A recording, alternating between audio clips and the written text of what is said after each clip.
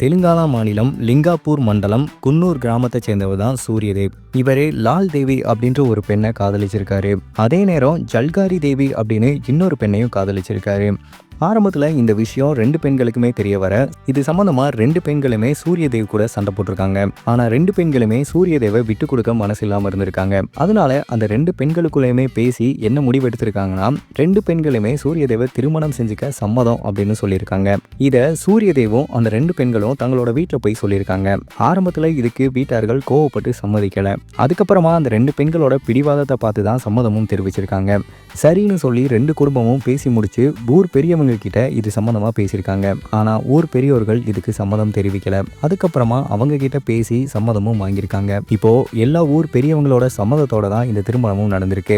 சூரியதேவோட பேரும் அந்த 2 பெண்களோட பேரும் போட்டு திருமண பத்திரிகையும் ரெடி பண்ணியிருக்காங்க. ஊர் பொதுமக்கள் எல்லார்ட்டையும் கொடுத்து ஊர் பொதுவுல வச்சு இவங்க திருமணமும் நடந்திருக்கு.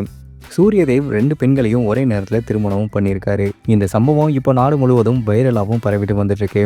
இதை பற்றி நீ என்ன நினைக்கிறீங்கன்னு மறக்காம கீழே கமெண்ட் பண்ணுங்க.